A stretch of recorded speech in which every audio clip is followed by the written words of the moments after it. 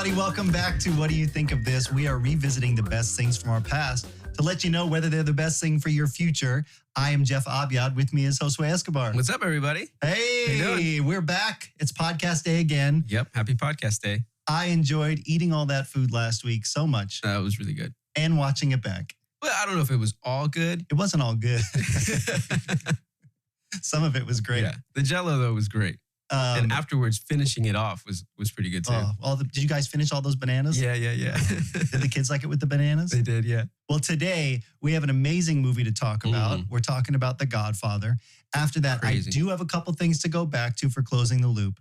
And then first, today, I have a quiz that is sort of Godfather inspired. That's going to be really great. Okay. But we're talking about Test Kitchen, and it made me think because yesterday, so usually on Sunday mornings, because I get up early, I will have some overnight oats that I prep in the fridge the night before. I don't know. What do you eat breakfast much on Sunday mornings? Sometimes. I mean, on Sunday mornings? Yeah. Oh, no.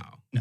Hardly ever. No. I know. And then we're going. Yep. So usually I'll try and pack something. So I prep my overnight oats in the fridge, really simple, grab them with me and go. And then yesterday morning, I wasn't as involved. So I was actually doing some editing backstage pretty early and I was really hungry. My metabolism has been going still since this juice thing. And so I reached in my bag to grab the Tupperware out and I had grabbed the wrong Tupperware from the fridge and it was just a Tupperware of spaghetti noodles. Oh. Just dry leftover spaghetti noodles. I was so mad. Like, okay, well. Did you eat it? No. I would have ate it. I would have been like, fine. So many people told me that. I'm like, I'm not going to eat spaghetti noodles on Sunday. I mean, I know it's a thing, but this was not the kind. It's carbs. Yeah. It's carbo load. So I did not want to do that. It's funny. And then last night, speaking of noodles, I was by myself watching this movie, right? And I needed to prep dinner because it was going to be a while. So I have this ramen recipe that I'll do when I'm on my own. You eat ramen very often? Not often. Okay. What do you eat? I'm not making my own noodles or anything. It's a prepped package. The red ones that you get in the store that have a little bit of spice to them. It's not just your top ramen. With like 1,000% sodium? Probably. That's probably what's contributing to these bags under my eyes, all the sodium. Well, anyway, I will saute. I'll get a little pan going with some garlic. Oh, that sounds good. And ginger, just fresh grated ginger. Okay. And then I'll throw some shiitake mushrooms in there. And at the same time, I'm boiling broccoli on another thing, just a little bit of broccoli. And then I'm making the ramen. And then once it starts boiling, I'll just dump the mushrooms and the garlic and all that stuff in there. Wow. Let it do its thing. Yeah. And then usually my broccoli is done. So I'll put it in the base of my bowl. But while the ramen finishes, the very last thing is I will crack an egg in the ramen and I'll throw the noodles on top and I'll just let it sit for about a minute. Yeah. And I'll just pour all that over the broccoli, a little bit of basil, some scallions on top, squeeze a lime. I'm getting hungry right now. What about the packet? Oh, it's in there. Yeah. A little bit? Or Yeah, the whole thing. The whole thing. Okay. Throw it all in there, all the sodium. I would probably do like half the packet. Would you? Maybe. I don't know. I'll make it for you sometime. Because like the way you're making it, you could also just make your own seasoning. It's true, but the seasoning it comes with is really spicy and really good. True. And that's why I would say like half and then the rest of it, like maybe your own little extra salt, pepper, garlic. Yeah, I could. I'm just not that sounds so good. Committed because it already takes a long time. And I can only make it like every once in a while the kids will be home like, oh, Dad, can you make me one? I'm like, well, yeah. It's like my coffee process. It will take a half an hour. Yeah. But then when I'm done, you can also, if you want, just throw some cheese on top, whether that's shredded cheese or if you want to just throw some slices of cheese on there. What? I will usually do some shredded cheese. It makes my chopsticks a mess. Oh, I bet. Yeah. That would mess me up, the cheese. Oh, that's true. Yeah, don't do that. I did it last night without the cheese and it was awesome. I came home from church and immediately took a nap because I didn't sleep well the night before. Oh. I don't know if maybe it was because, the day before I finished watching this movie and it was still in my brain. Yeah. But I took like a 2 or 3 hour nap, woke up super hungry, and I made myself a steak. Just I'm going to make a steak. Yeah. That's like what adulting is, I just feel like having a steak right now. Seasoned it really well. Actually, I normally do a reverse sear. So we'll put it in the oven at 250 degrees for like 25 minutes. Yeah. And then take it out on a really hot pan and sear it until I get a nice crust. Yeah. This time I seasoned it.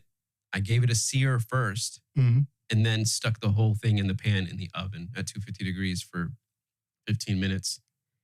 And I gotta say, either way you make it is great. But man, they didn't hit the spot. Yeah? Because I hadn't eaten anything all morning. Is that all you had, or did you have anything with it? Okay, so prior to that, like my wife went to Mary and Vivian's house for lunch after church. I was just like, hey, I'm too tired. I want to hang out, but I didn't sleep well. I want to just go home, take a nap. My wife comes home while I'm cooking the steak, and she's like, Mary packed you some leftovers, butter chicken and rice. So good. So my appetizer was butter chicken and rice. This is the greatest meal ever. Hard to digest, though. Oh, yeah. It sat in my stomach all night. So good, though. You must not have slept good that night, then. No, I slept like a baby last night. Yeah. Oh, that would have messed me up. It was so good. I still had like rice on the plate and then just put the steak right there next to it and finished it off. It was, delicious. Man, yeah, now I just want to do another test kitchen. That was my only meal all day yesterday. Well, I could have given you some spaghetti noodles. Yeah. I just threw them out. Or you could have made some spaghetti sauce. I feel like now I got the tutorial of how to make real authentic Italian spaghetti sauce after watching the movie. Yeah.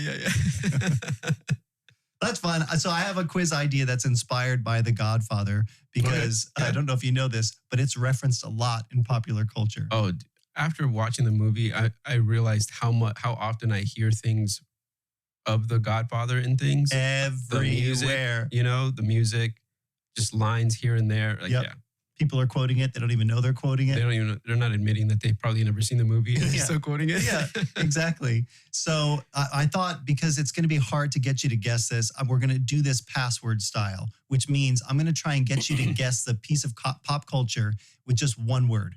Okay. So if we can't get it in one, I'll give you another. And you basically have to guess the TV or movie or whatever it is that references The Godfather based on my one-word hints. Okay. Okay. All right. So let's do it. We'll start number one here. Star Wars. Yeah. Do you know which one? Episode. If you think of 5. I guess it could be, but it's episode 6. Oh, it was 6. Works for us. But what do you think it is? What do you think the reference is? I'm going to tell you. Oh, it's when he's telling him that he's his father, like in the. Oh, that's what I was telling you. Okay, here, let me explain the system here. The word is not necessarily in relation to the scene. So what they reference in Return of the Jedi, Jabba the Hutt was actually inspired by The Godfather's Luca Brasi. Oh, really? Yeah. And you know how they garroted him, they choke him. She chokes Jabba the Hutt. The way he, dude. Yeah. So that's pretty cool. Yeah, George Lucas gave him the idea after suggesting that Princess Leia strangled Jabba the Hutt with her chain. That's awesome. Yeah. Okay. That blows my mind. Here's my next one-word hint. Again, the word doesn't necessarily mean the scene or whatever. Simpsons. Yeah, The Simpsons. And apparently there are a ton of Godfather references. Oh, yeah. But the biggest one that it referenced here in the thing that I was reading, it says Bart gets ambushed by snowballs in a shot-for-shot remake of Sonny's shooting. Getting shot. Wow. I don't know if I can do this one. That was a pretty brutal scene. I know we'll get to it, but man. Okay, here's another one. Newman. Seinfeld. Do you know the episode? It's actually called Don Kramer. Oh. When Kramer gets invited to be the Godfather. Yeah, because Elaine and Jerry, you're out. Yeah. Kramer's and at the end of the episode, they just slowly close the door. Yeah, you know? like that. So funny. Man, maybe this one I can get by just naming an actor. What were we gonna say? No. Oh, Clooney.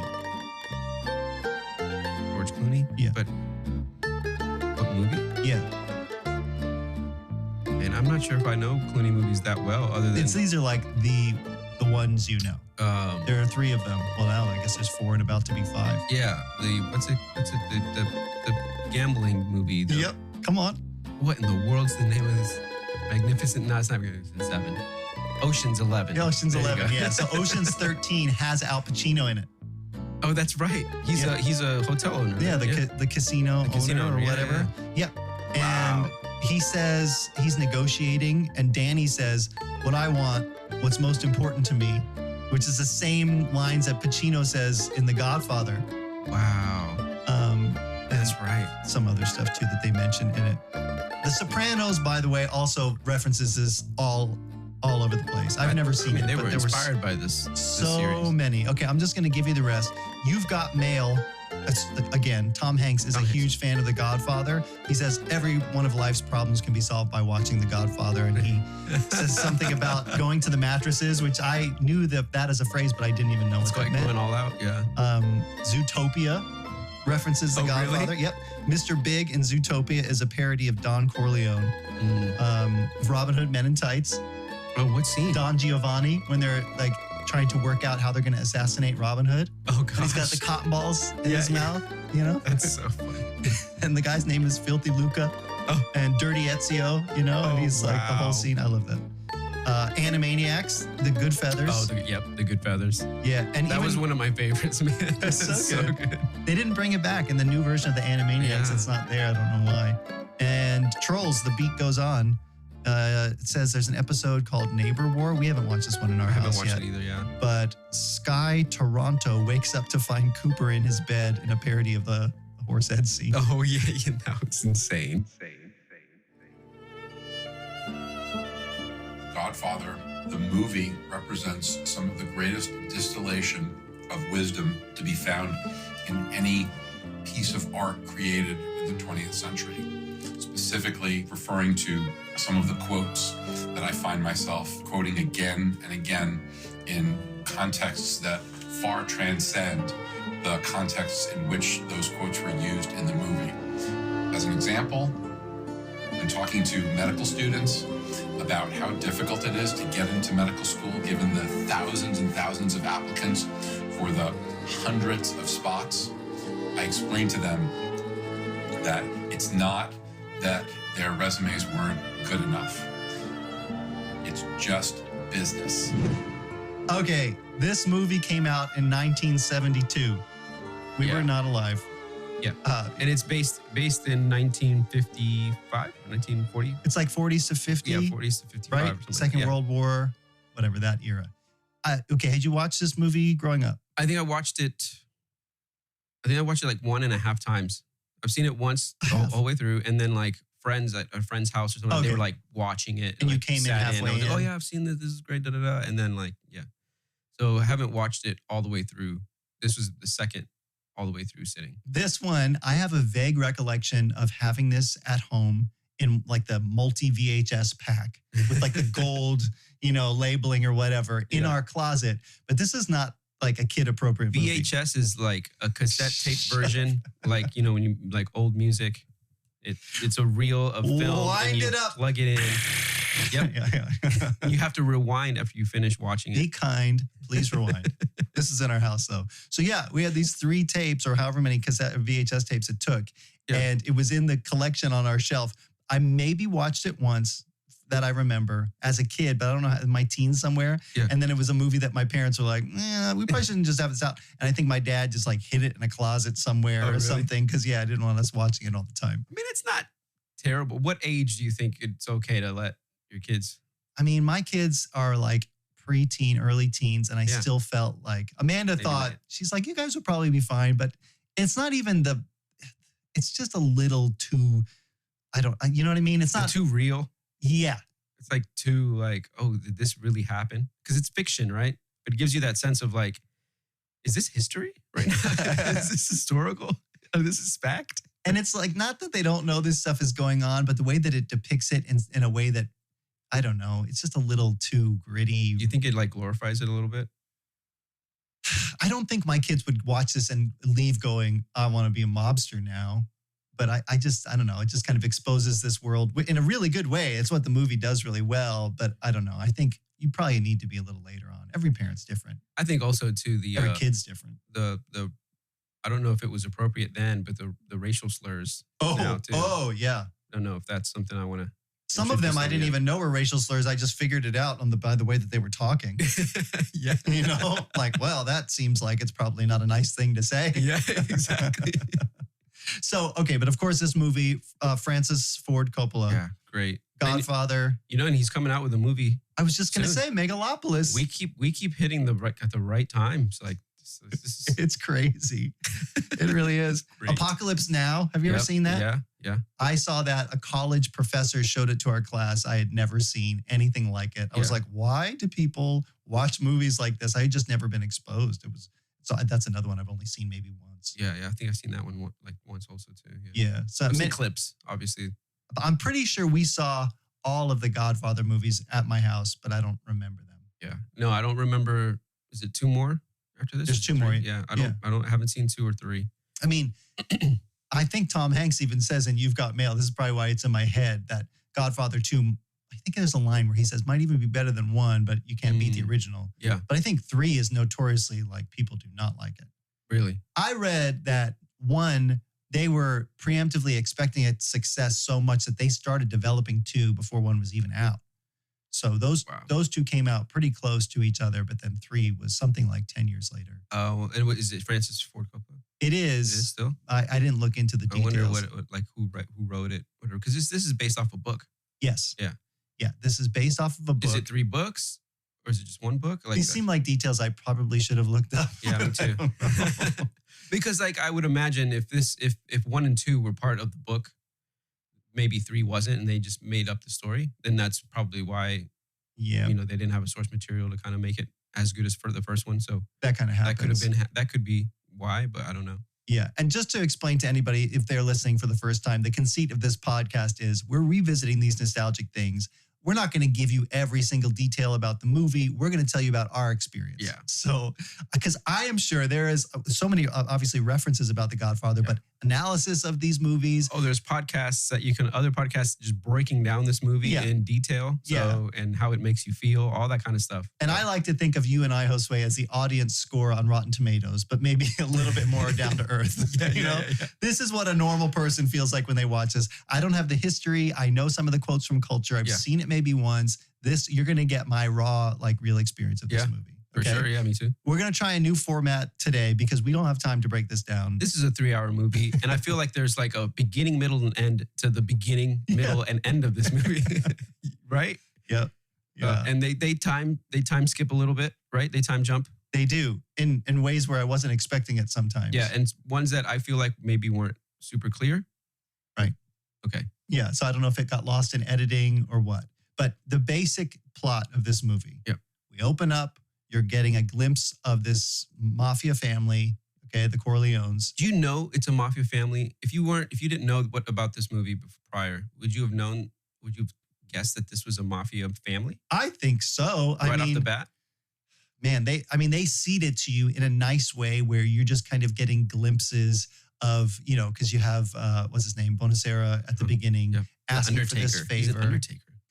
And again, I feel really tempted to really get into the weeds here. I'm not going to. I know, so so good. He kind of but really hints at what they do and even asking him for a favor. Yeah. In a way. So you don't even get the violence until later in some of these things. And it just hits you and you're like, oh, whoa. Like they were just talking. They all seem so nice. They're just dancing and singing at the wedding. And now. Yeah. I'm like, I really want to go to an Italian wedding. Yeah. And then, but it was. This looks like a good time. He's so soft-spoken. He's kind. He's got a cat in his lap.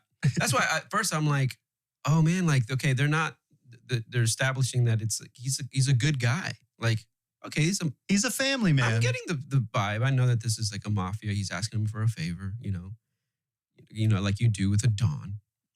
I don't know if you've ever asked a favor of a Don. I've never. Me neither. I really identified. I'm just trying to put myself in his shoes with the guy because I'm like, he's trying to get this thing done for his family and he's talking to him, but he doesn't know what to say. And of course, Godfather is offended because he hasn't come to him in the way that he expected. And I'm feeling like, oh yeah, you never invited me to your house for a coffee. You know? Like what in the world? You're asking me this favor now? So anyway, come to me on the day of my daughter's wedding. Yeah. And it's like they're establishing like, okay, this is a powerful dude, but right away you're not like, oh, he's not violent. He's got a cat. I read the cat wasn't even in the script, wasn't planned. It was a stray cat on the lot of the movie studio that Brando just picked up. And the cat was so happy, it purred so much that it messed up the recording. So they had to re-record some of the lines. Because I was watching it going, he's great. This cat is great. And I can't believe that. Yeah. And so, some of the best stuff sometimes is just. Yep. happens. So anyway, so you get the whole glimpse of his family. His daughter's getting married, and you're getting a sense of who he is as his mafia family. Yeah, right away you're like, oh, I like this family. Yep. And then his son, Michael, who's played by Al Pacino, is coming back from war. And then you're getting him. They call him a war hero. Yeah. The family's proud of him. He's got some sort of, awards on his. He brings his girlfriend. Who is Diane Keaton? I had super young. Al Pacino. They're all so young in this. So I know famous people are in this movie, but I forgot completely that she was in this. Also, Adrian from the Rocky movies. I love that. I totally forgot. I don't know if I knew this or not, but I'm like, that's Adrian. I love the Rocky movies, by the way. Yeah. I only know them from culture. I maybe have seen one of them. He's so young. Yeah. Don Corleone's daughter. I wanted to look up her name because she plays, was it Connie? Talia Shire. That's her name. I just want to throw it out there because obviously she's well known and great. Yeah. But I saw her and I was like, why do I know this person? Oh, there it is. Played a very different character than in Rocky. I'll tell you what. So, okay, you get this whole thing. Favors are happening, whatever, establishing the family. Michael is kind of adjacent to the family, not really involved in the family stuff. Yeah. And then slowly as things unfold, he's just getting drawn in to actually help out his father. Yeah. And, assassination attempt happens on his father. Yep. And so barely survives. He comes in and then slowly he just starts getting pulled into the mafia lifestyle. Yeah, well, he steps in to be like, I'll be the one to bring revenge. Yeah, he's going to kill these two people. I'll kill the two dudes responsible. And then he has to leave. He has to leave the country. He goes to Sicily where they're from. Gets married. He gets married. I didn't remember that at all. He leaves his girlfriend. Yep. Just like he can't tell her. They have to pass word on because he's got to get out of Dodge. But then he just gets married again. Yeah. Or not again. Gets married to this Sicilian woman. How long had that been? Because I was thinking at first it had been a while, but he still had the bruises on his face. That's where I think I was a little confused with how long he was there, the time jump, because going through this, he's there. His father recovers. Yeah, they cut back and forth. He recovers after 4 or 5 gunshots. It wasn't like a minor injury. He almost died. It took a long time. Yep. Is what they make you feel like it takes a long time. But that bruise is there for basically 2 years. Yeah.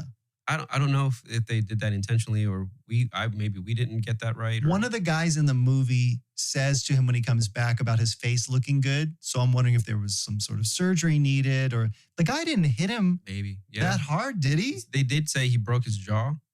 I guess I was thinking about the cop hitting him. He did hit him really hard. He did hit him. That's right. Yeah. Because he was like, look, he broke his face or whatever, Yeah.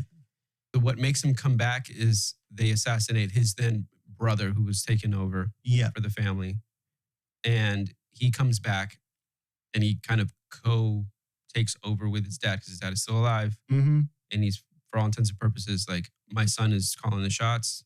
Yeah, he's passing it on to him. And then he ends up getting back with Diane Keaton's character, Kay. Yep. Hi, it's been 2 years. I've been here for 2 years, by the way. Yes. Yeah. A year or 2 years. And I just want you to marry me. And she's like, well, let me think about this. You abandoned me. You got remarried. Okay, yeah, I'll marry you. Yeah. Well, he says to her, the line is, I need you and I love you. And I felt like it was really intentionally in that order. I need you and I love you. Like, okay, well, I do have a connection with you. They obviously were, into each other and in love with each other from the beginning of the movie. Yeah. A lot has transpired since then. Okay, his life has taken a turn. Did he think he wasn't going to come back to the U.S.? Maybe that's why. I think once he went to Sicily, he was like, calling it quits. That's it. But he comes back and I think he realizes that he needs this woman to sort of normalize him as just a human being, like his father with his father's wife, who you don't get a whole lot of glimpses of, except That's true. She's singing at the wedding. She's a really like motherly figure. Yeah. She doesn't have anything to do with the business end of things. And she doesn't ask the questions. No, because she says at the dinner table, once the Sonny takes over, and he's like, oh, whatever they say, don't talk business at the table. This daughter, they're getting in a fight. Yeah. And then she jumps in. She's like, don't interfere. Yeah. When Sonny jumps in. Yeah, that's right. And you get like, there's some stuff behind the scenes you just don't get from her. No, yep. It's all under the surface. She is definitely a mob queen. Yeah. That's the men's business. That was one of those this movie was very much like women have their place. Yeah. And so by the end of the movie, then you get that real, like he decides to lie basically to Kay when she's like, did you really do this? He says, no. I mean, it's the only time. He says, this is the only time I'll let you ask me about my business. Yep. Go ahead and ask me. Is it true? No. Straight to the face. Buys it, hook, line, and sinker. Does she though? I think she knows. At the end, when you've got guys coming up to your husband kissing his hand. Yeah, we need a drink. He sends her out of the room and that's it. Yep. And the door slowly closes. And it sets him up now. He's the Godfather. He's the Godfather at the end, which was really cool because Al Pacino's in this movie, and watching it now, right? Like knowing Al Pacino's career and how great of an actor he is, all that kind of stuff. You're seeing this movie, and he's an up and coming actor, and you can buy that he's not supposed to be a part of the family business. Yeah, they're keeping him away. Where was he when he found out that his father got shot? Was he? Well, he sends his wife back to her family in like Massachusetts, New Hampshire, like somewhere else. So I got the sense that they were up there. Yeah. So I really got the sense that, he's just like a secondary character. He's not going to be the star of this movie. But the way they transition into making him the star of the movie or like co-star of the movie, they really built it really, really well. And for me, the time that he's in Sicily isn't my favorite portions of the movie, but I can see how it was really important to establish like what he went through, like how apart he has to be and what brings him back. Yeah. It has to be the vengeance. It has to be they killed my brother and they killed my recently wife. Yeah. That completely turns his whole character to being the Don. And then like everything that he does is just masterful chess moves that I did not see coming. I knew it was going to happen, but after a while of not watching it, I'm like, man, there's way more happening than you think. Totally. So. Yep. And that's exactly what's happening with this family too. You have this surface level Italian family, and then underneath is all this other stuff. Nobody's talking about it, in public or at the wedding, but it's going on. What would you say if somebody asked you like a quick synopsis of what this movie is about? What would you say? I would say it's about a guy in a mob family who gets sucked into the mob. He didn't want to be involved, and over the course of the movie, he has to become. He ends up taking over. Yeah, and he's great at it. I don't know. Yeah, I think if you ask me that same thing, I think the movie is about family and family loyalty. Yeah, and the steps you have to take to kind of maintain honor and order and peace in your family. In that sense that not like the violent way, but like, it felt very family oriented. Like we do these things for us to kind of our bubble, the way we do things has to come before anything we do for anybody else. And even what things that we do for somebody else, now that opens the door for them to do something for us eventually, like the favors. That's the whole thing. And I think that's why they set it up like that from the beginning, where people are coming to him for favors like that. And you get his desire immediately for people to approach him as family, the Godfather element, which is the whole thing. I want you to come to me in relationship. I don't want, they call it business, but it's all framed under the device of, like you said, family. Oh, so-and-so, why do you call him your brother?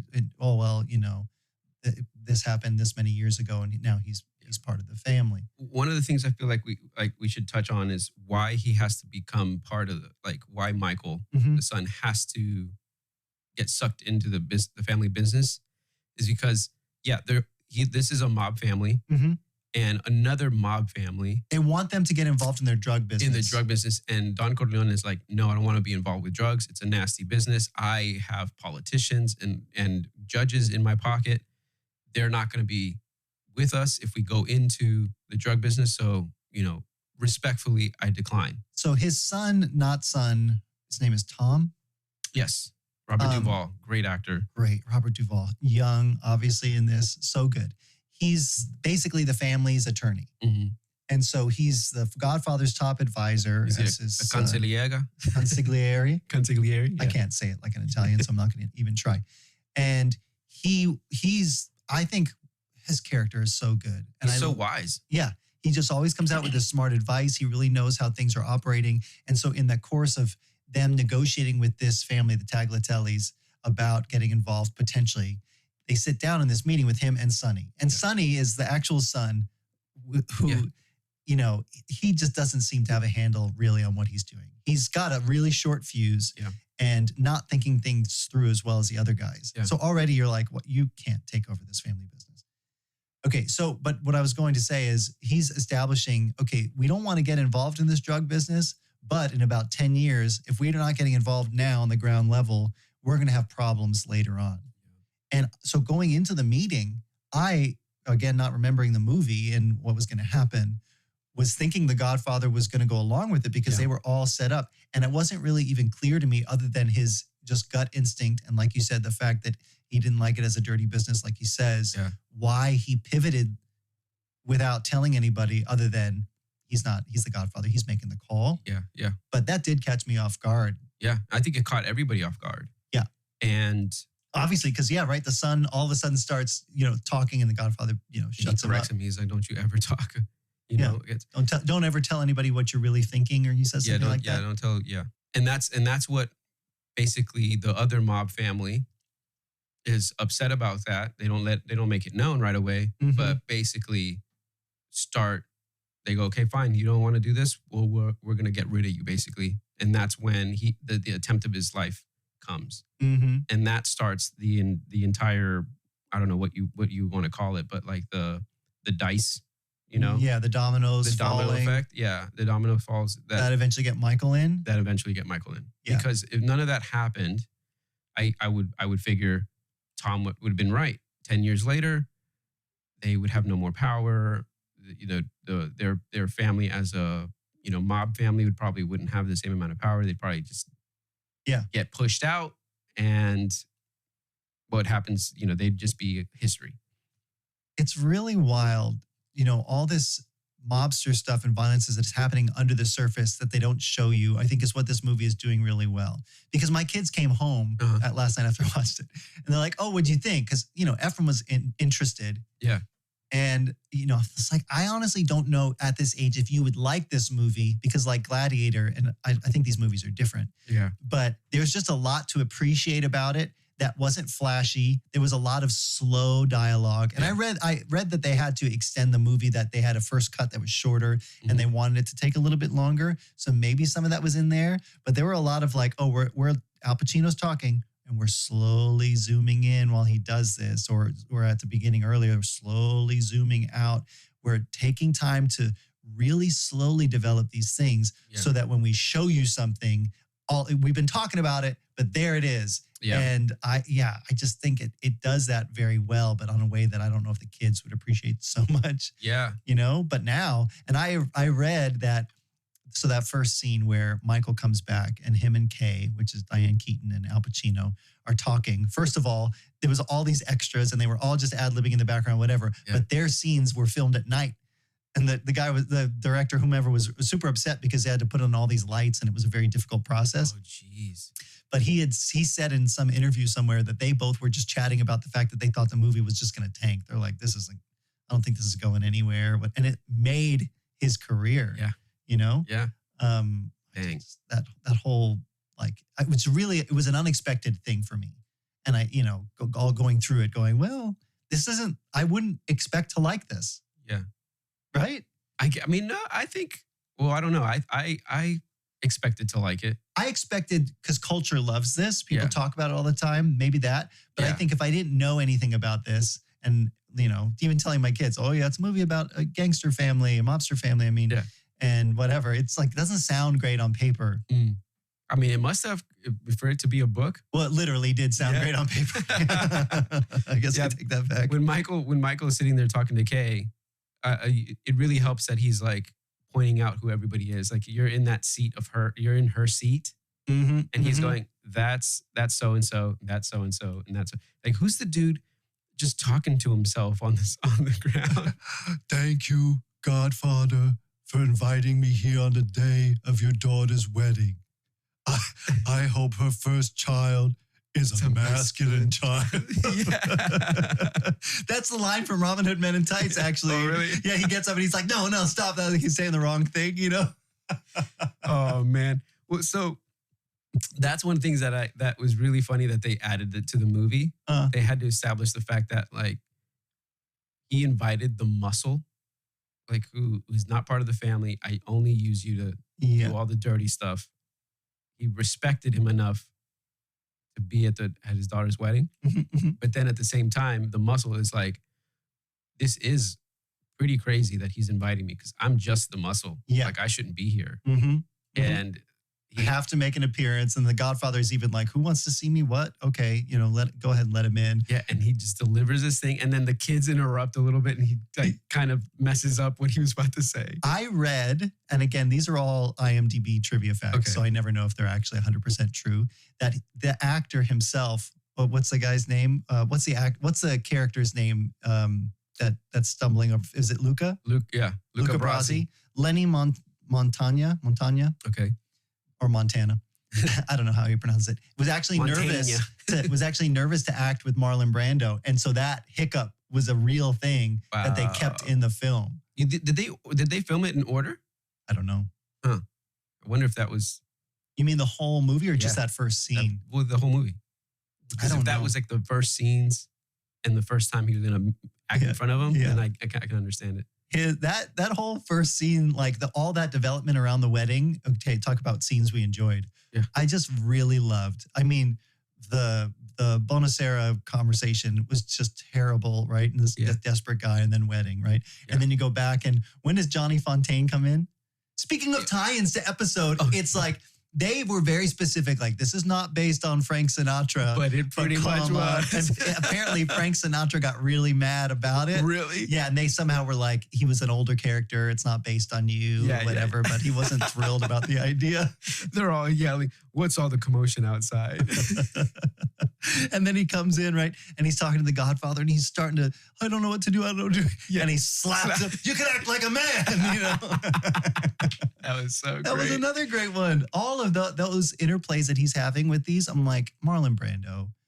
I know he's a controversial actor and like super like method actor, apparently like the father of method acting. Oh, really? Did you know that he doesn't memorize any of his lines? Really? This is part of his process because he felt like the delivery is more natural reading it first hit.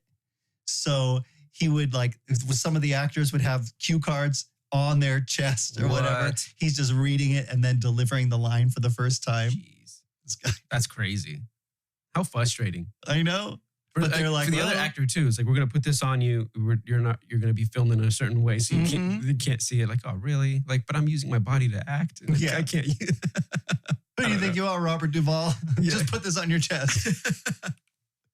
And apparently also a really big prankster, Marlon Brando. I read that on this set, there was a lot of mooning going on. Oh, really? Yeah. I don't know, between James Caan and whomever else. And I guess Brando got into it too. But anyway, so I love that interplay in those first scenes. Was really good. Yeah. I mean, if we're going to talk about favorite scenes, I think that one's great. Some of my favorite scenes, I don't know why, but some of the violent ones were some of my favorite scenes. Well, so they cut to Hollywood, right? And that's like scene basically number 2. Yeah. And the guy is showing him his prize horse, and I'm like, oh, the horse, because I know about that, you know? Yeah. Is that one of the ones you're talking about? No. But I mean, that one is a pretty crazy scene. Like, just the blood. The way that guy was sleeping though too. His head was on the headboard of the bed, like way pressed up against him. Like that can't be comfortable. I didn't know what was going on. And then there. I see the blood on his shoulder, on the. Because he must have been moving around and whatever, pulling the sheet up, and then he's slowly it was really well done, and also it made me think. Because again, that was the first violence you've really seen. It was really cool how they established like the whole synopsis of like how my dad. How Don Corleone, I love saying his name, Don Corleone, makes an offer that someone can't refuse. Yeah. Right? That whole story. And then you see Tom go and make this dude an offer. Yeah. And they offer, you can't refuse because it's a dead horse. Your prize stud. Your prize stud head in your bed. Yeah. And then and that also though, you were saying Family Guy, you're at this wedding, they're talking about stuff, really brutal stuff, but it's all kind of under the surface. But now I'm thinking, who sawed off this horse's head? When did they do it? How did they get it done? You don't get any of that. You don't get any of that. You just get that he's powerful enough to get that to happen in a day, in a sleep. night. Yeah. Because he says, okay, cool. Don Corleone likes to have his bad news delivered the very same day. Immediately. So he leaves. Yeah. So not even 24 hours goes by. Nope. And you have a dead head horse in your bed. Like that's some that's some scary stuff. And you're like, if that, yeah, of course, if that happens, I'm doing whatever this dude asks me to do. Yeah, I'll kiss his hand. Yeah. Because he had no clue. Yeah. But what are the violent scenes that you're talking about? Okay, like so where they shoot him up at the end or? Well, okay, so I like the fact that the way they make like the different chess moves, the different like cause and effect, right? Because like Sonny is a hothead. You can tell he's losing, power. He's just all over the place. Like this war is going on and he can't get around it. And his sister's husband, Carlo, Carlo, he hits his wife. He beats on his wife. Yeah, and we already know this. He goes back to him, beats him up. Don't ever touch my wife. He loses it. He just wails on him. A couple of those punches he definitely missed. Did you see that? Yeah, exactly. So they established that, okay, he lost it. He beat that dude up. So hit him with a trash can. Hit him with a trash can lid. In the like, street. Oscar the Grouch came out and was like, I wouldn't even do that. But you get the idea that Carlo sets Sonny up. Yeah. Because his sister calls, he beat me again. I'm going down there. I'm gonna kill this dude. Mm-hmm. He stops at the toll booth, and the toll guy drops the coin. Yeah. Ducks, doesn't come back. The Tagliatelle family come up and just, how many bullets? Gosh, I don't know. I can't believe he stood up. I was like, how did you get out of the car? Yeah. You should be dead. That's probably, I don't know why it's my favorite scene, but it's like, you idiot. You didn't know that you were getting set up. And Tom and all of them are like, what are you doing? Don't go. Like, wait, you're going to go out by yourself. Like, take people with you. Like, you don't know the situation. And you're like, you don't get it until very, very late in the movie where Michael gets Carlo killed. Yeah. Because he realizes you set up my brother to get killed because you didn't like the fact that he beat you after you beat his sister. Ridiculous. But it also establishes why Michael had to be the one to take over the family. Yep. Because the Godfather at the beginning, Don Corleone, he knows what he's doing. Yeah. You said chess moves. Yeah. He knows the pieces. Tom knows what's going on, but he's not the genetic heir to this, mobster empire.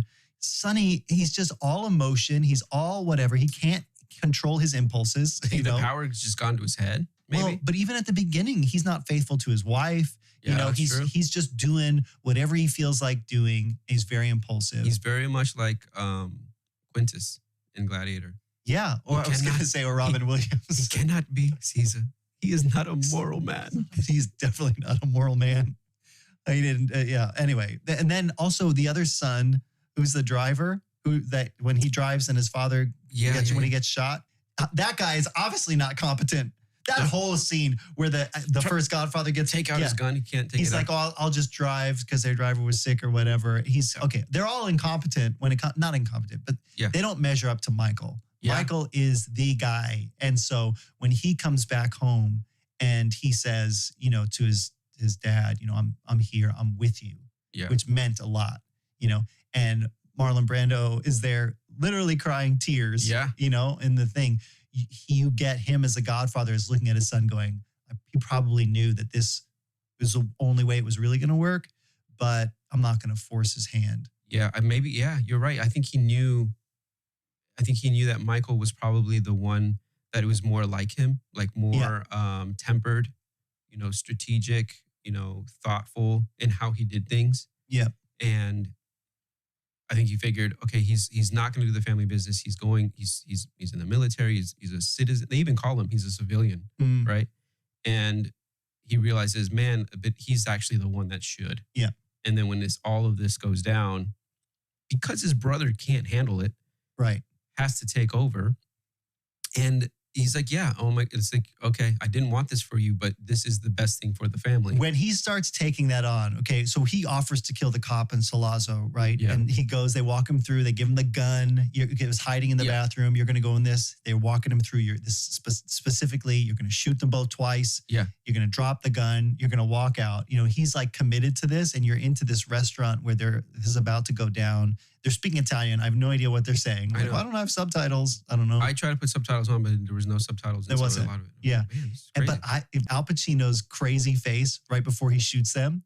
Yeah. He's just like, this is it. The switch flips. I've got to do this. I feel like that's the moment when he obviously decides to kill these two people. He's probably killed people before, right? War. But they even say that, like, oh, you're from a distance and you're not, it's not like shooting somebody right in the head or close up. And then he just basically he takes on the whole role at that point. Yeah. And that face comes up like later on when he goes to Vegas. Remember when, okay, this is way later in the movie, right? Yeah. Because he's obviously now stepping into the family role. And he wants to buy the casino. He wants to go buy the casino. From what's the actor's name? He also plays I didn't remember him. His name is Alex Rocco. He's Mo Green in the movie. Yeah. But he plays the mogul in That Thing You Do, who's like the record executive. Oh, Sal really? or whatever. Oh, He's that's like, the same there dude? mustard on this, whatever. Yeah. Same guy. Same guy. Dude, I didn't even realize. At least that. I think so. I didn't look that up, but that's what I seem to recognize him from. But the same thing when he wants to buy the casino from him and he's making him, again, you said, like an offer he can't refuse. Yeah. And the face he makes is it's that same crazy face. And then later Which on. Al Pacino is great at. Man, so good. And later on he becomes the godfather to his sister's child. Yeah.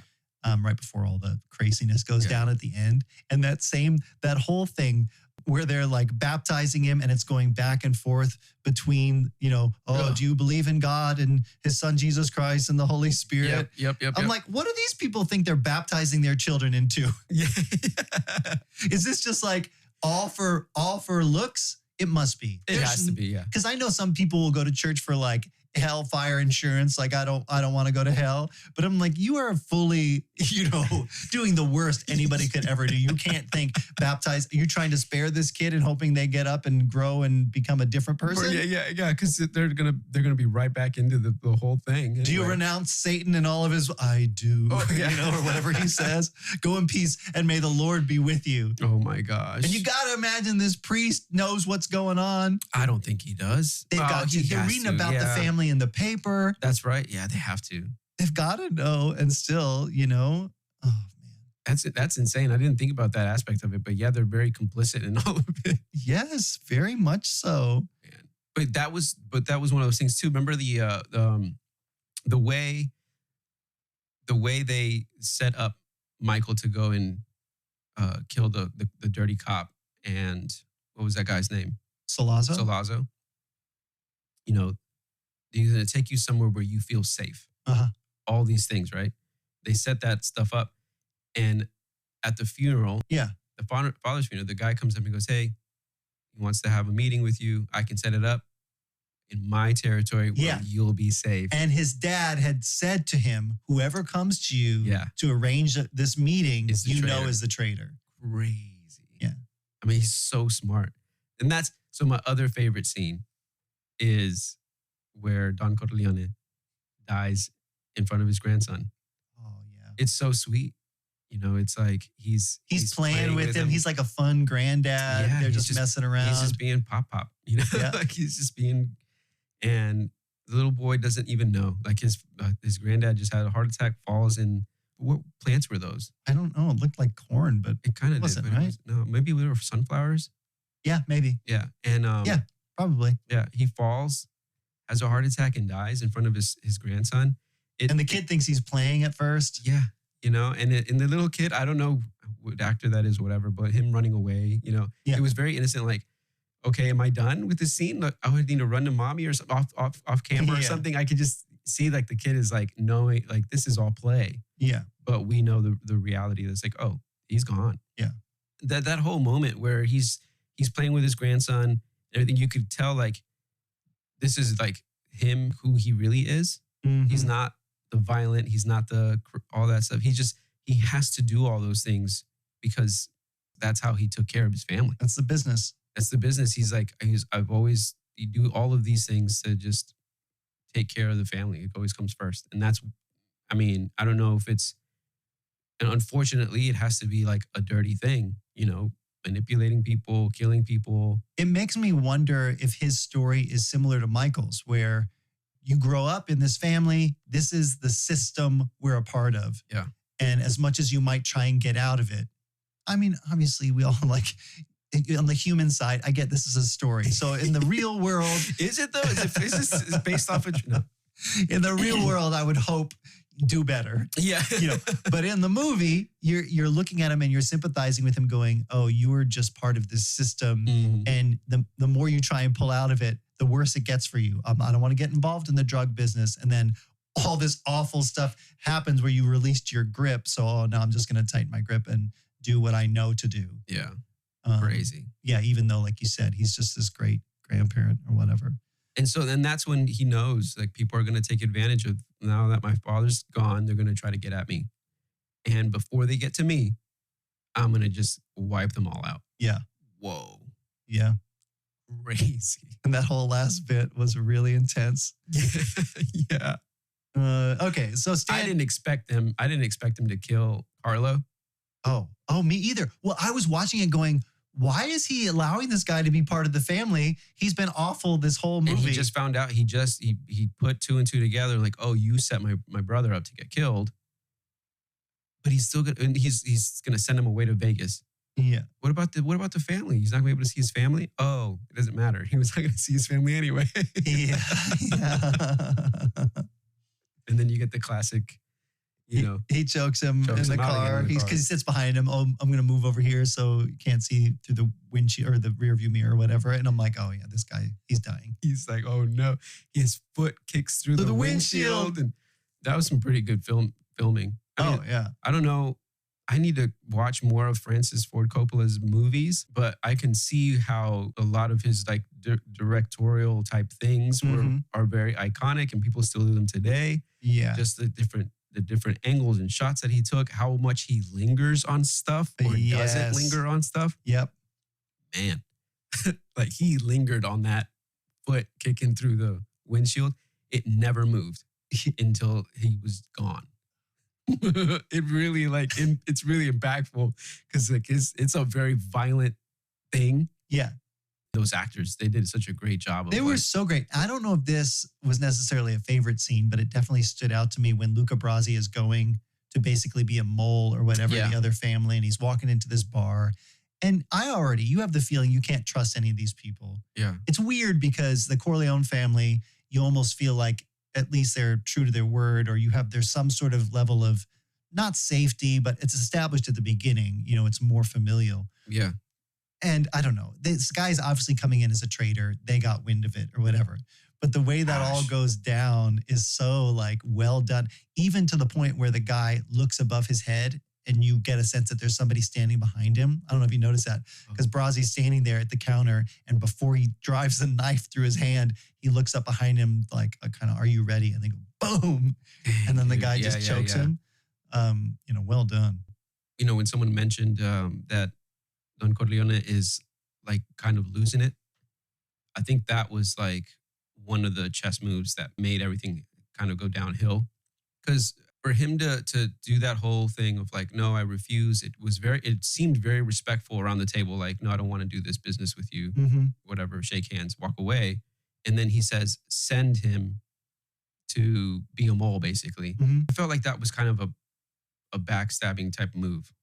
Like, hey, you made the first move to be dishonest here. Because if you would have just trusted him and whatever, maybe that wouldn't have happened. Maybe they wouldn't have retaliated the way they did. I don't know. I don't know either. I got the sense that they couldn't, maybe because I'm set up to trust the Godfather more as a character. Yeah. I felt like, oh, they are totally going to go behind your back, so you need to do something to protect yourself. And that was how he was operating. But obviously none of them trust each other. No, yeah. Even at the end when they have that conversation, like, I'm not getting my son back. the truth, You know, we just need to get over. they You know? even hug it out. Yeah. But then he leaves and he's in the car and he goes like, I didn't expect it to be, what is his name? I didn't expect it to be that person to be attributed to. Sal Tessio. Sal Tessio. Yeah. I didn't expect it to be Sal Tessio. I was like, whoa, he's just so smart. Yeah. With everything that happens. So yeah, that's what kind of why I thought, okay, he had a justification for putting, you know, Brazzi in as a mole. Because there is no trust. Clemenza with that line that I've heard a million times, but I knew it was coming. Leave the gun, take the cannoli, you know? And I loved that setup. Like, oh, I'm still going to take care of this for my wife. She wanted this, but you know, they're in the middle of murdering somebody. I'm going to get out and take a leak and boom, that's it. It was so It's so clinical. nonchalant. Yeah. Yeah. The bulletproof vest with the fish in it. Yeah. It's an old Sicilian message. Yeah, he sleeps with the fishes. Sleeps with the fish. Wow. I don't know if there's other Italian mobster movies before this, but this must have been the thing that launched, you know, that movie Casino, or, you know, all the other movies. Yeah. Right? Maybe. I have no idea, but it was intense and good and just really obviously well done. The makeup that they did for Don Corleone too, like the puffy cheeks. And Oh stuff yeah, like the that. jaw, like jaw. prosthetic or whatever, Yeah. which I guess is on display at a museum somewhere in really? LA or something. Huh. It looked good. Yeah, I guess when he came in for the interview, he put cotton in there, legit. But then they made something for him for the movie. Because he wanted to talk like this. Yeah, but the jutting forward of the jaw. Yeah, it was really good. Is that called an overbite or underbite? That's definitely an underbite. Underbite. I heard that, or I read that during an early shot of the scene where they are bringing him back from the hospital, Corleone, that as a prank, Brando put weights under his body in the bed just to make it really heavy. What a jerk. Some prop people were probably like, yeah, this will be funny. Yeah, we'll give you some No, weights. it was Marlon Brando did it. No, I know, but like, helped him out. Yeah, of course. I mean, like, hey, you guys, I got an idea. They're like, okay. The slap in the face that he gives Johnny Fontaine was not in the script. Oh, really? Yeah, he just did it. Wham. And the actor's probably like, Yeah, shocked. Okay. Obviously, and then it was like he didn't know whether to laugh or cry or like because it was like I'll just keep rolling. that's great. I read that the "leave the gun, take the cannoli" line was ad-libbed. That seems almost too good to be true. Yeah, that's like someone on their A game right there. Yeah, it was a Robin Williams status quote. The part where James Caan throws the photographer's camera on the ground, also improvised. Oh, really? Yeah. Yeah, because, those were FBI agents and stuff like that at the beginning of the movie taking pictures of everything. Yeah. Did they have a warrant? No. Because they're like, give us, stop, whatever. And I think he waved something at the... I think he waived his FBI credentials. Yeah. And then they knew, okay, Dang it, you have they some gotta sort do of this. jurisdiction to be out here on the street. Dang. A little note that I saw in production, if you look at the car bumpers are wood. And because during the war at that time, people actually took metal bumpers to use them for the war effort and had to put wood bumpers on all the cars. Oh, wow. So that was just to be accurate for the era. That's cool. Yeah. That's really cool. That's a cool detail. I wouldn't have thought about Yeah. it. But yeah, I think those details really make a big difference. Yeah, in this because movie. it's filmed in the 70s. It takes place in the 50s and 40s and 50s, and it feels like it. Yeah. It really feels older than it is. Okay, so the movie's 52 years old. Mhm. It feels like it's 70 years old. Yeah. It doesn't look like 70-year-old movie, but yeah. No, yeah. Was the one that I watched said, I think it had been remastered or something. Because I had read that originally it was very dark. Like all the scenes were filmed so dark intentionally to give the vibe of this dark underbelly for this family. You don't really get a sense for everything that's going on. I think I probably watched the remaster too, because I don't remember thinking it was super dark. Me either. I could see everything pretty well. Yeah. Technology. Technology, yeah. Well, Josue, what do you think of this? I think it's a pretty great movie. Would you recommend anybody watch this? Who do you think this movie is for? That's a good question. Do you think your wife would like it if she sat down and watched it? I don't know. Because there's parts of the movie that I think she'd be okay with. And there's other parts where, like, I think the things that would really, really kind of get to her are obviously like the violent, the killing stuff, right? Mhm. And then the scene where that dude is fighting his wife Oh, it's pretty awful. Yeah.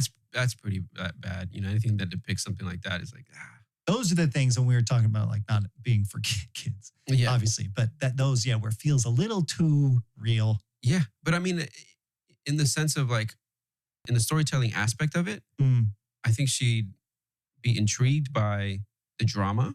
Yeah. But, you know, it's when you get down to like the really questionable morals, it's like, nah. So I think if somebody who doesn't mind some violence, you know, some like bursts of action, Yeah. and likes a pretty controversial, like on the edge of like morals, like whatever, like good and bad morals. I like being on the edge of morals.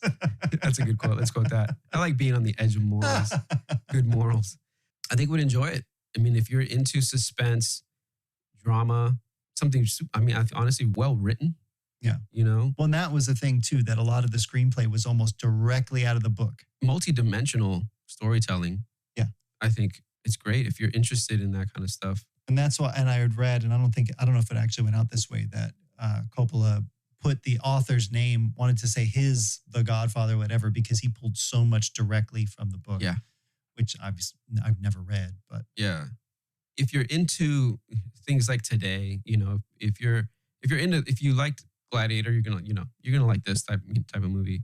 If you're watching stuff like Game of Thrones or, you know, that kind, if you watch Sopranos, this is right up your alley. You know? You think it's definitely got a different feel. Okay, so I've not watched those two things. Yeah. I know sometimes I will avoid things that are overly dramatic, or I don't want to sit for a serious, like whatever. This is not my cup of tea. I would rather just watch something fun or funny, or every once in a while. I don't like putting myself in that place. But this I finished and was almost like, I could watch that again. Crazy, right? And it was long. Yeah. It wasn't a short movie, but I liked it. It was really, the pacing was very, I don't know, varied. The pacing was good because it was like, in some moments I felt like, oh, it's moving along pretty quickly. And then others, I'm like, oh, they're taking their time. Mm-hmm. I think it's very much like real life. Yeah. In that sense of like pacing is, you know, life isn't just go, go, go all the time. Yeah. Guys, we're just all here. I'm making some spaghetti sauce, you know, that whole thing. Yeah. Yeah. So what can I mean, that's all I can really say. That's what I feel like. What can I say that people probably haven't already said? But, you know, if somebody's interested, if the idea is intriguing to them, you know, go in knowing what it is. But man, I think it's definitely valuable and worth the watch. It's crazy, again, right? Yeah. Like, duh. Yeah, we all knew you were going to say that. Duh. Yeah. But I don't know, because I'm around people all the time, especially in a church context, who watch a limited amount of things. You know, that's how I grew up. I was telling you, like, this was in my house somewhere, but we didn't really watch it. Yeah. So that was sort of, you know, there was a small sandbox of things that you were maybe engaging with. And so there might be people that just don't watch stuff like this. And I think if it's remotely like, maybe it's worth giving this a watch. And maybe you watch it and go, you know, yuck. I feel gross. But I didn't feel like that watching this. Yeah, because there's almost like a gentleness to the story. Yeah. Underlying that you're like okay with for some reason. But like if you really take all that out, you're like, this is just a bunch of people being angry at each other, wanting power and killing each other. Yeah. But it doesn't feel that way. And showing very clearly why this is not good. You know, you don't want to be mixed up in this lifestyle. So I think it portrays it in a way that is good and brings in humanity, and that family element and all that stuff is just well done. Yeah. So big. And you get a lot of like, you know, Italian slang in this. Oh my gosh. So much. Big thumbs up for me though. So yeah, I wonder if about that meat sauce recipe, if we're going to have to work that into the next test kitchen. Yeah, I'd be down. What does he eat in the restaurant? Oh yeah. Get the veal. It's great. Oh, man. Yeah. And then I don't know if I've ever had veal. I've had veal. It is great. Yeah. Well, the veal I've had is great. And legit Italian food. Because we all have versions of spaghetti we make for our kids. Yeah. You know, that's easier or whatever. But when relatives and stuff who made like homemade sauce, and that's just right now, my palate is lighting up just thinking about it, because that stuff is just really great. I mean, for our next test kitchen, I mean, Chow is right down the street. We can just get a little something and bring it in. You know? Next week. No, Some lasagna. All right. Well, yeah, big thumbs up from me. Yeah, me too. Yeah, The Godfather, everybody, is a good movie. You should watch it. And you've probably, even if you haven't watched it, you have definitely seen and heard parts of this movie. Yeah. It is everywhere. Yeah. And if somebody has sent you a dead fish in the mail, watch out. Yep, with a piece of clothing of a loved one that you know. Somebody's They're sleeping with the fishes. All right, before we end today, let's close the loop. It's like a snake eating its own tail. Episode 11 was Mrs. Doubtfire. We all remember. We talked about the song Walk Like a Man. Walk like a man, talk like a man. That was by the Four Seasons. We're talking about who this song was by. Frankie Valli. Yeah, Frankie Valli and the Four Seasons. Man, I don't think I've ever listened to them. Well, apparently they're one of the best-selling musical groups of all time, Josue. No way. They've sold an estimated 100 million records worldwide. They wrote the song Sherry. Sherry, Sherry, baby. Oh, what? Okay. That's them. Can't Take My Eyes Off of You. Can't take my eyes off of you. Yep. I think that's the one. And be like heaven to touch. Yep. I want to hold you so. Oh my gosh, really? Big Girls Don't Cry. Big girls don't cry. Cry. They don't cry. Grease, the title song from Grease. And wait, I have December, but it says December 63. I don't know that song. Let's end on Grease. Okay. They're popular people. Anyway, That's crazy. we were talking about I didn't know that. Yep. Frankie Valli, look him up. Wow. And episode 12, classic Sinatra. Uh-huh. I still went back and I listened to it again. Oh, it was so good. It's on rotation. We've mixed in with different things I'm listening to now. And you had mentioned this in the episode about wondering if he was like Michael Jackson in the way that he was particular. Uh-huh. And you were exactly right. I looked it up and I sent you a track. It's called Memories of You. And it's on his session takes. Yeah. And then it's the last track on the album that's called 2020. It's a 2023 album, that's called Platinum. And it's arranging just a bunch of his tracks put together. But this one had a behind the scenes of him working with the band, stopping. Hey, why don't we hit this? It was very particular. Yeah. Yeah, because I remember seeing that that last movie documentary of Michael Jackson where he's telling the guy. The monitor mix. Yeah, well, the monitor mix thing, but the other one where he's like, no, I want it to be bop, bop, bop, bop, bop, bop, not bop, bop, bop, bop, bop, bop. Yep. And it's like, wait, there was a difference between those two patterns? Like, what? And there, and he's just so in tune to that kind of stuff. Yeah. So yeah, I'd imagine he probably was like that too. Yeah. Crazy. It is crazy. And it shows in the music, but not in his demeanor. Yeah. Like he's not coming across as a real, whatever. He's doing all that so he can just be like, hey, I'm Frank Sinatra. Yeah. Yeah, because I mean that's very much like the Corleone family. Yeah.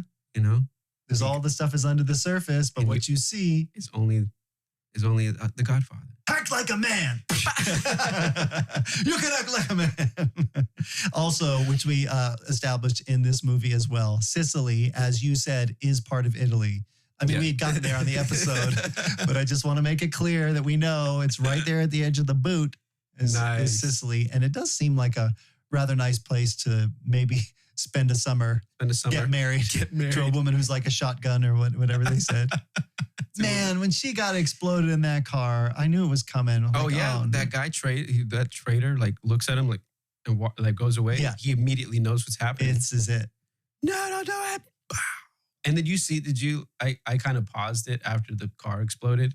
You can see the dummy that they used in the scene. Oh no. It's like, wow. Oh man. So what are you thinking lately? What are you guys into right now? Well, we just finished this we went back to it. I think I mentioned it before, but this show called Trying. Yeah. We finished it. Such a great show. The last 2 episodes, I felt myself a little frustrated with how they were writing some of these things. Mm-hmm. It was just, this doesn't feel realistic. When somebody does something and you're just like, they're setting themselves up for like just, oh, you're lying, you're not doing, just tell them the truth. And you can see that, the drama is going to happen afterwards. Someone's going to find out that you were actually trying to cover this up. I'm like, why would they do this? This is so outrageous. Why is she acting this way? But then they finish off the last episode to play all that off. in the way I didn't expect. I saw some stuff coming. So they were just trying to throw you off? Oh my gosh, they threw me off so well. And like, Elizabeth, like the tears came and everything. No, like yeah. it was like super touching. And there's this one scene where, okay, really quickly, this one guy is like, he's gonna sail the Pacific or whatever, right? Okay. And family doesn't want him to do this because you're gonna die. It's too dangerous, whatever. Finally, they get him not to do it. He's like, fine, I won't do it. And he's in the car on his way back home, but he sees his daughter's drawing of him of like, he's my hero. Like he's holding the world, And that's what inspired him to like do this thing. It's like, I want to do something that really is like, powerful or something that I know I can't do. Like this is a big endeavor. I want to do something in my life. I want to sail the open seas. And he sees this while he's driving on the ground and he wants to bend down to grab it. And right? It's the same thing we thought, like, oh no, like they had mentioned prior, like it's not, you don't have to worry about him sailing. It's the guy on the street in the car you have to worry about. Come on. Right? Like I'm like, why did they set you?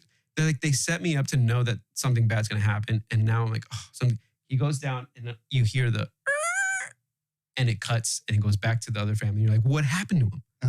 You're like, oh man.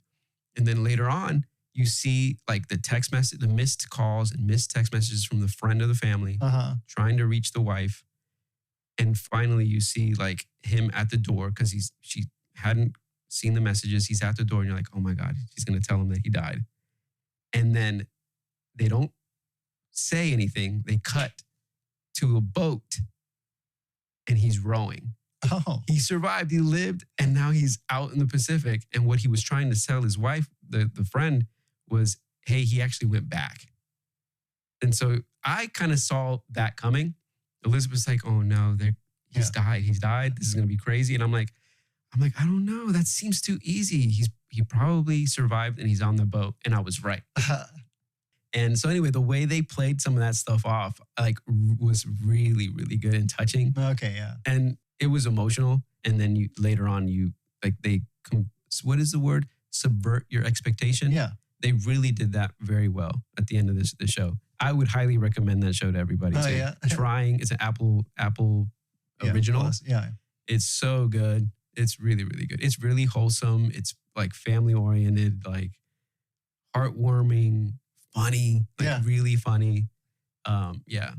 Speaking of knowing what's happening, so we keep talking about Rings of Power because in real time. Well, I don't know when people are listening to this, so it's probably a little bit after. But we just hit the first episode this season where I was like, all right, okay. Like I kind of know where a lot of this is happening and you're pulling a lot of direct quotes and reliving scenes. And the last one was just a little bit boring. From the book? Or movies where they're like pulling stuff out and putting these words in the mouth of somebody else. Oh no. And it's okay. But I'm still like having fun being in the world of it. But some of it this last time was like, it felt like a filler episode. So I don't know how many are left in this season. I paused watching it because I think you met them. Yeah, your friends, you were saying going back to it. Yeah. They're watching the first season. And then they want to come and watch the second season with us. Mm-hmm. I don't know if Elizabeth would join or not because she's not a huge Lord of the Rings fan. But she'll be in the other room watching The Godfather. Who would she more identify with?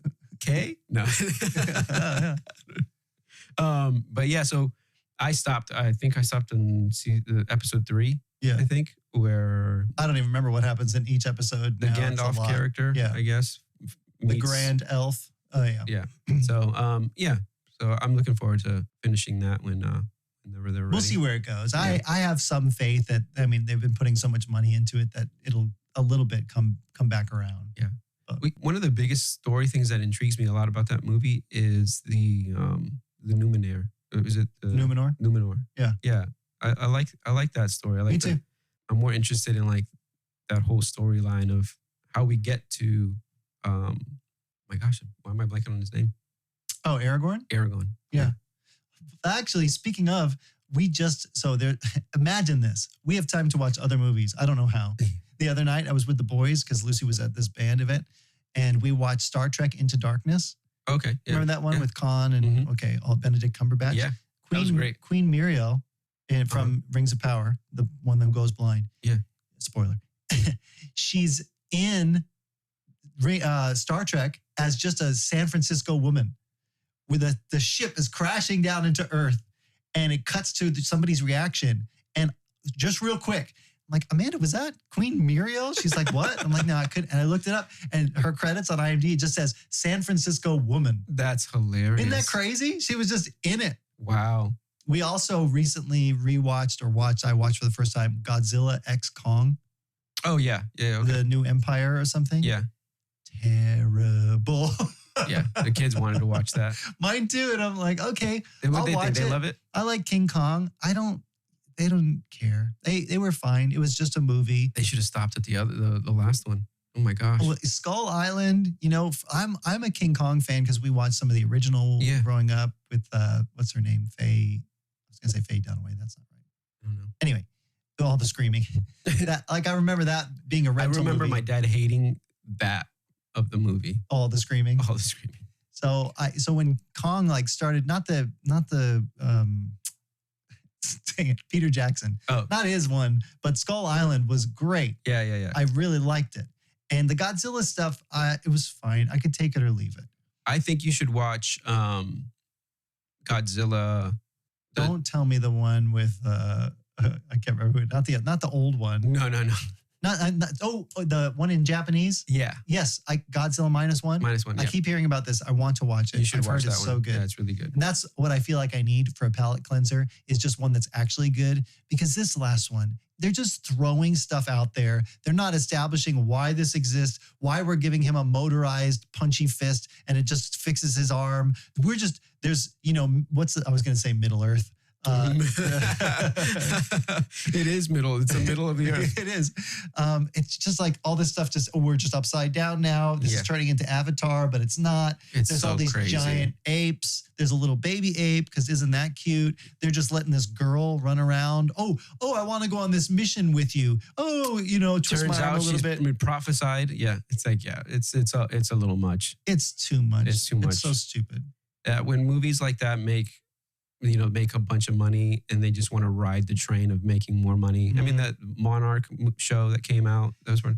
They're just throwing in, I'm not even talking about Monarch, I'm back on Godzilla X Kong. Like Mothra is in this. These things just exist and Godzilla is just going to go and save the day and destroy all of Italy, or whatever. It's just, those movies, it's just a cash cow for action, It's a turn off your brain and watch this and give us money. So, take my brain and put it in a cupboard and lock it.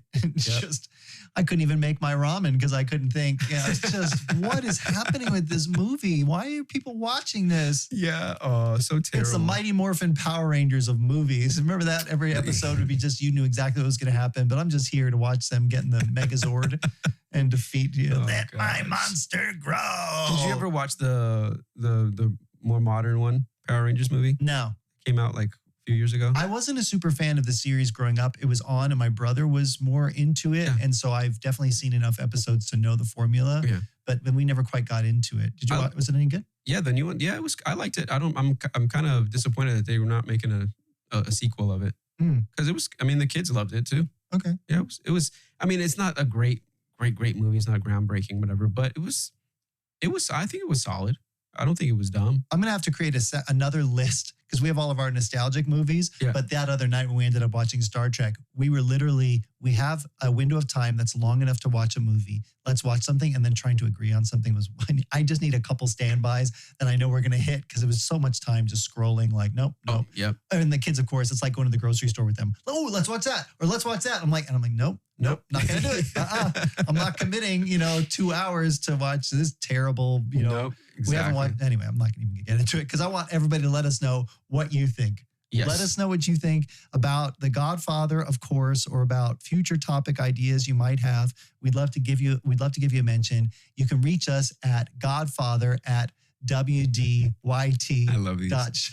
That's what do you think? I should have made it cannoli this week, but you can also leave your comments on Spotify. If you're listening in Spotify right now, you can scroll down. Mm-hmm. First of all, you can vote on whether you think The Godfather holds up. I want to know if anybody dares to say that it doesn't. Nope. Only if it's authentic. Don't just go out there trolling us in the comments. Yeah. But really, I want to know if people think that. And, you can let us know in the comments if you have ideas. Okay.